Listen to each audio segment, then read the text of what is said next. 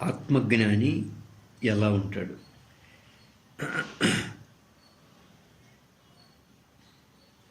ఆత్మజ్ఞాని ఎలా ఉంటాడు అనే విషయం వచ్చినప్పుడు, నువ్వు ఎన్నో మాట్లాడి ఉండవచ్చు, మనం ఎన్నో చెప్పి ఉండవచ్చు,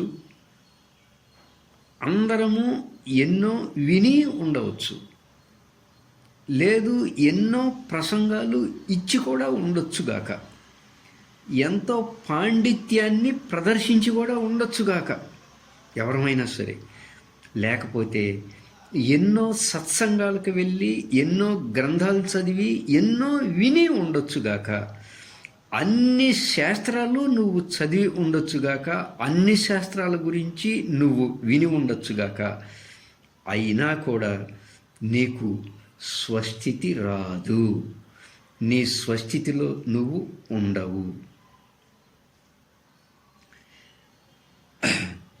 అంటే నువ్వు ఎన్నో చెప్పి ఉండవచ్చు, ఎన్నో వినుండవచ్చు అన్ని శాస్త్రాల గురించి, అయినా నువ్వు నీ స్వస్థితిని అంటే ఒక నిత్య ధ్యాన స్థితిని పొందలేవు. ఎప్పుడు పొందుతావు అంటే, నువ్వు ఎప్పటిదాకా చదివినటువంటి శాస్త్రాలన్నింటినీ కూడా విస్మరిస్తే, అంటే అన్నీ వదిలిపెట్టి నిన్ను నీవు ఒక చిదాకాశ స్వరూపంగా తెలుసుకొని ఆ చిదాకాశ స్వరూపాన్ని అనుభూతి పొందు. అవన్నీ చిత్తంలో వచ్చాయి. ఏమంటే పురాణాల్లో ఎన్నో ఉంటాయి, కథలు ఉంటాయి, వర్ణనలు ఉంటాయి, భావాలు ఉంటాయి, దృశ్యాలు ఉంటాయి. ఇవన్నీ కూడా చిత్తంలో ఏర్పడేవి. ఆ చిత్త భ్రాంతులని మనం ఏర్పరచుకున్న కల్పనలని, అంటే మనం సృష్టులను ఏర్పరచుకున్నాం. ఇవన్నీ పక్కన పెట్టి నువ్వు నేను మనం ఒక చిదాకాశ స్వరూపంగా ఉండాలి. ఎప్పుడు ఆ చిదాకాశ స్వరూపంగా ఉండగలుగుతాము అంటే, నువ్వు అన్నీ కూడా అంటే ఇంతకుముందు ఏవైతే మాట్లాడి ఉండొచ్చో, చెప్పి ఉండవచ్చో, వినుండొచ్చో, ఎన్నో ప్రసంగాలు ఇచ్చి ఉండొచ్చో, అవన్నీ కూడా విస్మరిస్తేనే ఆ స్థితికి వెళ్తావు. అంటే ఆత్మజ్ఞాని ఇలా ఉంటాడు. అంటే దీంట్లోని సూక్ష్మమైన అర్థం ఏంటయ్యా అంటే, నువ్వు వాటిని స్మరించే అవసరం కూడా నీకు ఉండకూడదు అని. నువ్వు వాటిని స్మరించి ఆ స్థితిని పొందే అవసరం ఉండకూడదు అని దీంట్లో కీలకమైన పాయింట్. నేను పూజ చేసుకుంటూ, లేకపోతే నేను నామస్మరణ చేసుకుంటూ, లేదా నేను ఒక కీర్తన చేసుకుంటూ ఆ నిత్య ధ్యాన స్థితికి వెళ్తాను అని మన మనసులో ఉంటుంది కదా. నేను ఒక భజన చేసుకుంటూ ఆ స్థితికి వెళ్తాను, లేకపోతే ఆ కీర్తనో భజనో లేనప్పుడు నేను ఒక భజన చేసుకుంటూ ఆ స్థితికి వెళ్తాను, నేను ఒక కీర్తన చేసుకుంటూ ఆ స్థితికి వెళ్తాను, నేను ఒక పూజ చేసుకుంటూ ఆ స్థితికి వెళ్తాను. అంటే ఆ భజనో, ఆ కీర్తనో, ఆ పూజో, ఆ నామస్మరణో లేనప్పుడు ఆ స్థితిలో లేవనేగా అర్థం. అంటే మనం దేన్నైనా సరే ఒక ఆలంబనగా తీసుకున్నాము అంటే, ఆ ఆలంబన ఉన్నప్పుడే మనం ఆ స్థితికి వెళ్తున్నాము అని అర్థం. అంటే ఒక నామస్మరణ చేసుకుంటాం, నామస్మరణ చేసుకుంటూ ఆ స్థితికి వెళ్తున్నాం అంటాం. మరి ఆ నామస్మరణ లేనప్పుడు, లేదు ఏదన్నా గ్రంథం చదివినప్పుడో, లేదా ఏదన్నా ఉపన్యాసం ఏదన్నా వింటున్నప్పుడో నేను ఒక బ్రహ్మాండమైన స్థితికి వెళ్ళిపోతున్నాను అన్నాము అంటే అర్థం మిగిలిన అన్ని సమయాల్లో ఆ స్థితిలో లేవనేగా. అలా